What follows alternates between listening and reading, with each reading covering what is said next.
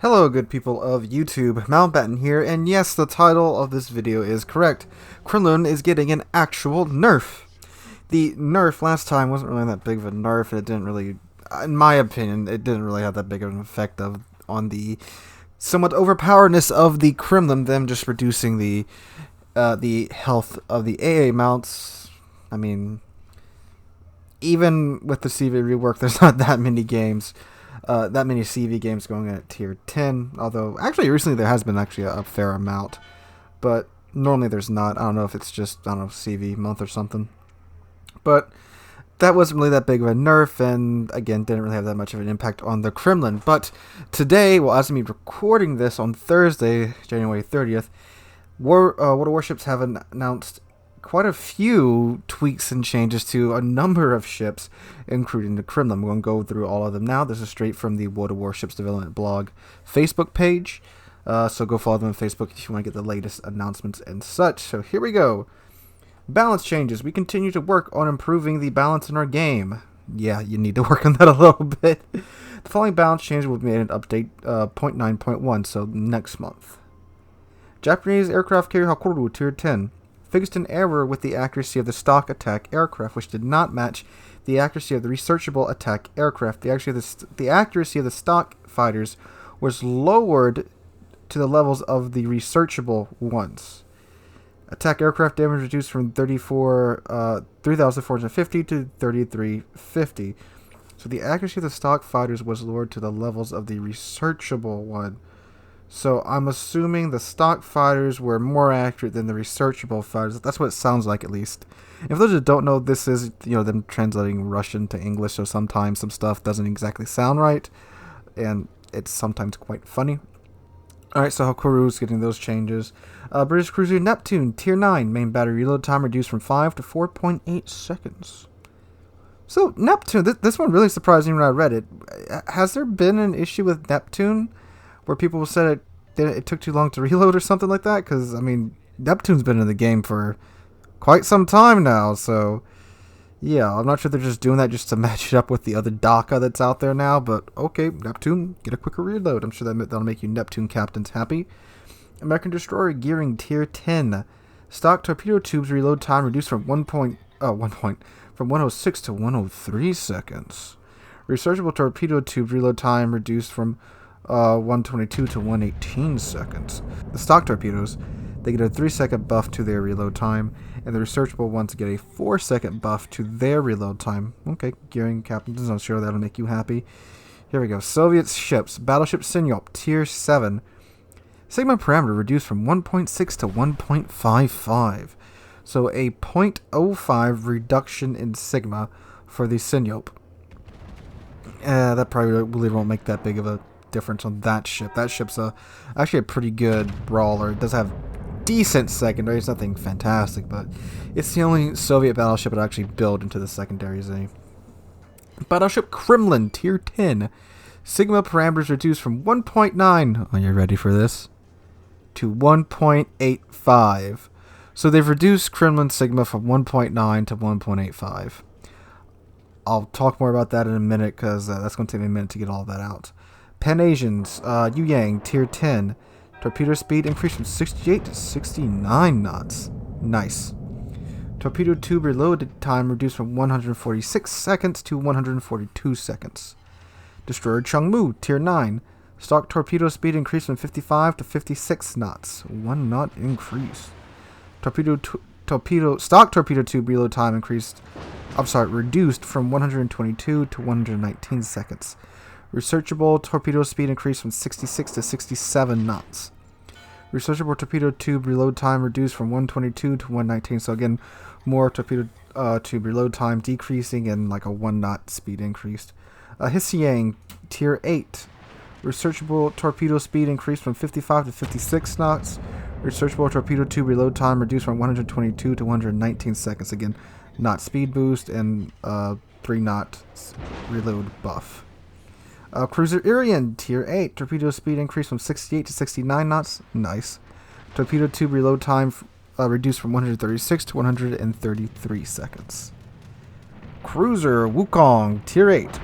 Torpedo speed increased from 63 to 64 knots. Torpedo 2 reload time reduced from 110 to 107. Again, a lot of similar torpedo adjustments there on the Pan-Asians. And, oh lord, Siliwangi? Whatever. Tier 8, I think that's the premium one that just got released. Torpedo speed increased from 61 to 62 knots. Torpedo 2 reload time reduced from 131 to 128 seconds. Again, about a 4 second actually, buff there. Aircraft. Spotting range of aircraft carriers, squadron, patrol fighters, catapult fighters, and spotting aircraft decreased from 20 to 19 kilometers. This characteristic determines at what distance the aircraft is capable of spotting an enemy.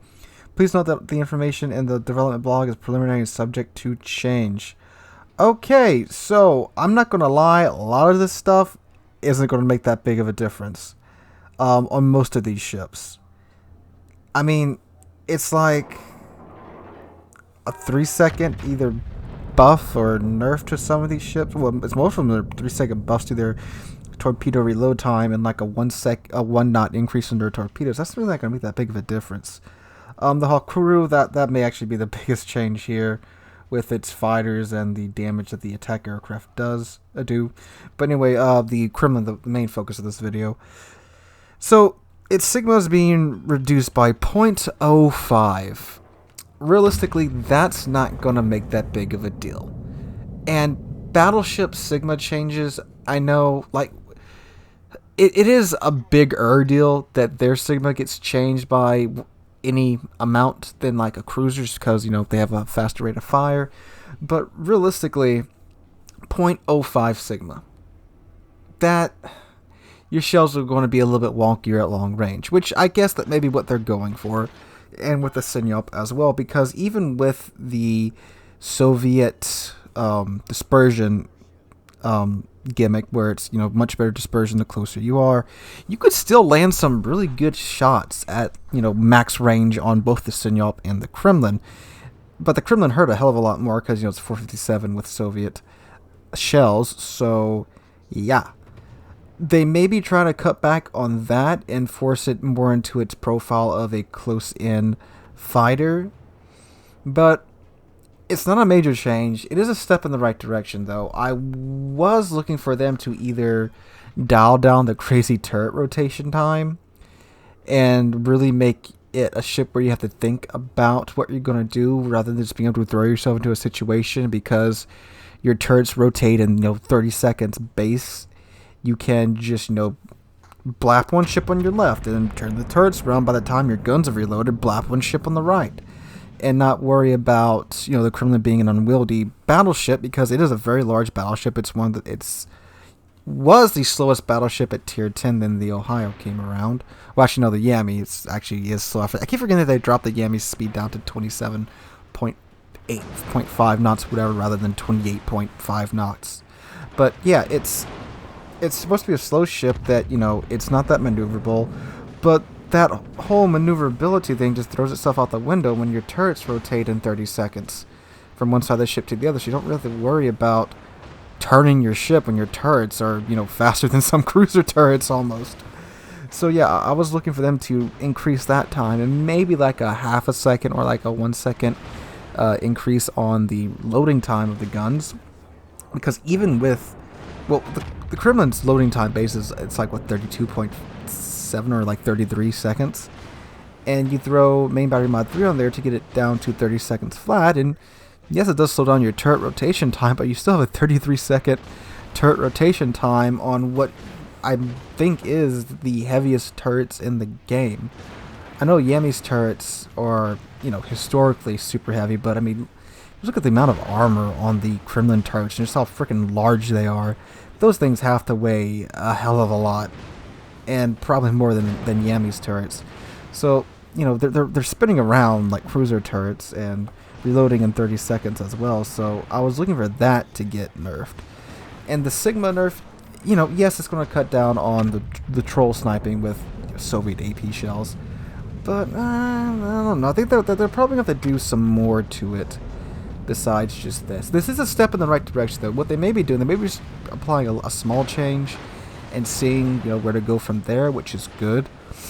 But it's still not, and realistically, it's not going to affect it that much, but it is a step in the right direction. I'll give them that. You know, I will thank them for actually applying an actual nerf that will directly affect the performance of the Kremlin rather than, you know, just having the health of the AA mounts. I mean, again, in non-CV games, that literally doesn't matter, you know, and the Sigma does matter in non-CV games as well as CV games.